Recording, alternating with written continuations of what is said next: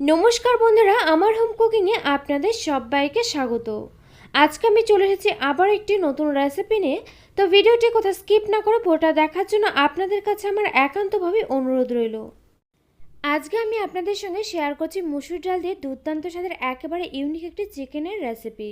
মাত্র কয়েক টুকরো চিকেন দিয়ে কিন্তু এই রেসিপিটি পুরো পরিবারের জন্যই বানিয়ে ফেলা যায়। আর এই রেসিপিটি যদি আপনারা একবার এভাবে বানিয়ে পরিবেশন করেন তবে দেখবেন গরম গরম ভাত, রুটি, লুচি, পরোটা যে কোনো কিছুর সঙ্গে কিন্তু খেতে দারুণ লাগছে।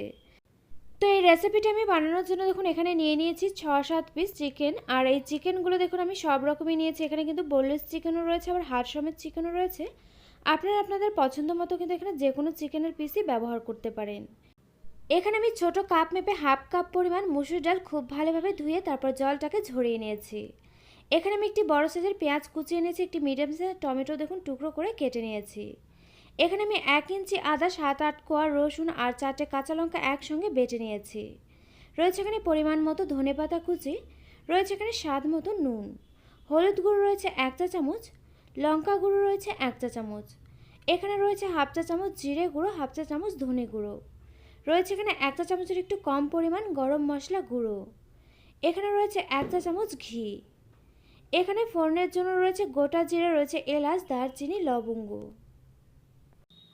তো এখন আমি প্রথমে ডালগুলোকে সেদ্ধ করে নেব। এর জন্য দেখুন এখানে একটি কড়া বসিয়ে দিয়েছি। আর কড়াতে আমি দিয়ে দিয়েছি পরিমাণ মতো জল। এরপর আমি এর মধ্যে দিয়ে দিলাম এখানে ধুয়ে রাখা ডালগুলোকে। এরপর আমি এর মধ্যে দিয়ে দিচ্ছি এখানে স্বাদ মতো একটু নুন। নুন দিয়ে এখন আমি উনুন আঁচটা মিডিয়াম ফ্লেমে থেকে ডালগুলোকে খুব ভালোভাবে সেদ্ধ করে নেব। আর এখানে কিন্তু ডালটা সেদ্ধ করার সময় জলটা অতিরিক্ত পরিমাণ ব্যবহার করার কোনো প্রয়োজন নেই।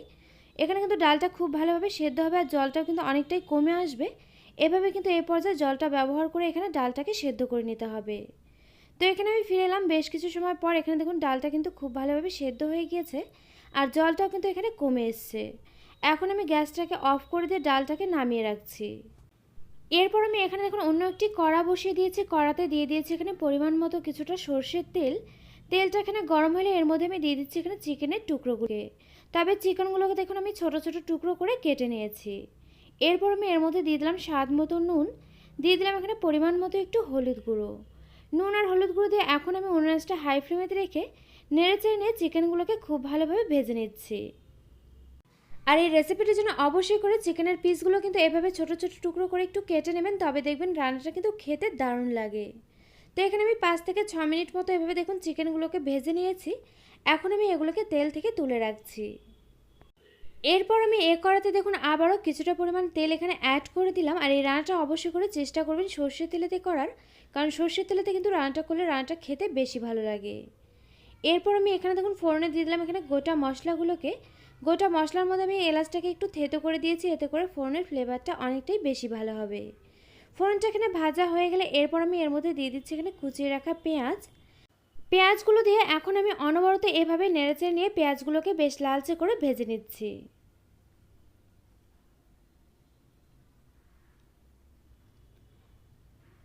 তো এখানে আমি বেশ কিছু সময় ধরে দেখুন পেঁয়াজগুলোকে নেড়েচেড়ে নিয়ে বেশ লালচে করে ভেজে নিয়েছি। এরপর আমি এর মধ্যে দিয়ে দিলাম বেটে রাখা আদা, রসুন আর কাঁচা লঙ্কা। এরপর আমি দিয়ে দিলাম এখানে কুচিয়ে রাখা টমেটো। এরপর আমি এর মধ্যে দিয়ে দিলাম দেখুন স্বাদ মতো নুন। আর এগুলো সমস্ত কিছু দেওয়া হয়ে গেলে এখন আমি নেড়েচেড়ে নিয়ে এগুলোকে কষিয়ে নিচ্ছি 3 থেকে 4 মিনিট মতো। আর নুনটা কিন্তু এ সময় একটু বুঝে দিতে হবে, যেহেতু আমি চিকেনটা ভাজার সময় নুন দিয়েছিলাম আর ডালটা কিন্তু সেদ্ধ করার সময় আমি নুন দিয়েছিলাম।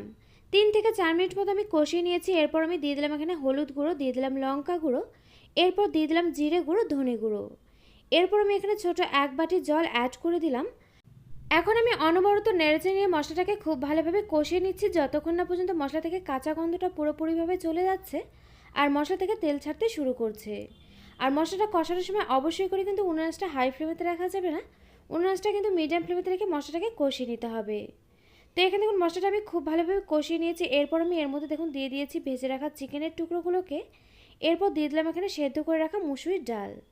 এখন আমি এগুলোকেও নেড়েচেড়ে নিয়ে খুব ভালোভাবে কষিয়ে নিয়েছি 3 থেকে 4 মিনিট মতো।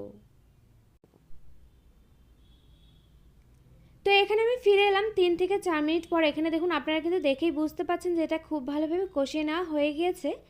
এরপর আমি এখানে অ্যাড করে দিলাম পরিমাণ মতো জল। আর এখানে আমি রান্নাটাতে গরম জল ব্যবহার করছি, আপনারাও চেষ্টা করবেন একটু গরম জল ব্যবহার করার। এতে করে দেখবেন রান্নার টেস্ট কিন্তু অনেকটাই বেড়ে যাবে।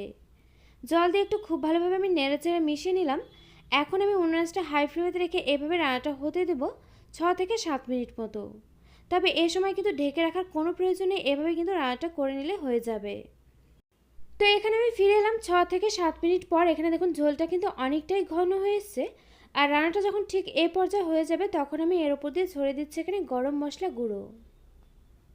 গরম মশলা গুঁড়ো দিয়ে এখন আমি আবার একটু খুব ভালোভাবে নেড়েচেড়ে মিশিয়ে নিচ্ছি। এভাবে নেড়েচেড়ে মিশিয়ে নিয়ে এখন আমি উনুনটা মিডিয়াম ফ্লেমে রেখে ঢেকে এভাবে রান্নাটা হতে দিব 2 মিনিট মতো। তো এখানে আমি ফিরে এলাম 2 মিনিট পর। এখন আমি ঢাকনাটাকে তুলে নিচ্ছি। আর এখানে কিন্তু রান্নাটা আমার প্রায় হয়েছে। শেষে আমি এর উপর দিয়ে ছড়িয়ে দিচ্ছি এখানে ধনেপাতা কুচি। এরপর আমি এর উপর দিয়ে ছড়িয়ে দিচ্ছি এখানে ঘি। আর এই রান্নাটাতে কিন্তু অবশ্যই করে ঘিটা কোনোভাবেই বাদ দেওয়া যাবে না, কারণ ঘিটা ব্যবহার করলে কিন্তু রান্নার টেস্ট এবং ফ্লেভার দুটোই কিন্তু দুর্দান্ত হয়। আর এইভাবে যদি আপনারা একবার বানিয়ে না খান তবে কিন্তু ভীষণই মিস করবেন। তো ঘিটা দিয়ে এখন আমি আবার একটু ভালোভাবে নেড়েচেড়ে মিশিয়ে নিলাম। এখন আমি উনুনটা একেবারে লো ফ্লেমে রেখে এভাবে রান্নাটা হতে দেব 2 মিনিট মতো। তো এখানে আমি ফিরে এলাম 2 মিনিট পর। এখন আমি গ্যাসটাকে বন্ধ করে দিয়ে ঢাকনাটাকে তুলে নিচ্ছি। আর এখন আমি আপনাদেরকে একটু নেড়েচেড়ে নিয়ে দেখুন দেখিয়ে দিচ্ছি। এখানে রান্নাটা নিশ্চয়ই দেখে আপনারা বুঝতে পারছেন যে রান্নাটা কতটা লোভনীয় হয়েছে। আর চিকেন দিয়ে মুসুর ডালের এই রেসিপিটা আপনারা একবার এভাবে সেম প্রসেসে বাড়িতে ট্রাই করুন। আশা করছি আপনাদেরও খুব ভালো লাগবে। তো আমার এই রেসিপিটি আপনাদের কাছে কেমন লাগলো অবশ্যই একটি লাইক দিয়ে কমেন্ট করে জানাতে কিন্তু ভুলবেন না, কারণ আপনাদের একটি লাইক একটি কমেন্ট কিন্তু আমাকে এরকম নতুন নতুন ভিডিও বানাতে আরও অনেক বেশি উৎসাহিত করবে। পাশে থাকা বেল আইকন অবশ্যই প্রেস করে দেবেন, এতে করে আমার নিত্য নতুন ভিডিওর আপডেট আপনাদের কাছে পৌঁছে যাবে সবার আগে। তো আজকের মতো ভিডিওটা এই পর্যন্ত। আবারও পরে দেখা হচ্ছে অন্য কোনো নতুন ভিডিওর সঙ্গে। আর আমার এই ভিডিওটি শেষ পর্যন্ত দেখার জন্য আপনাকে জানাই অসংখ্য ধন্যবাদ।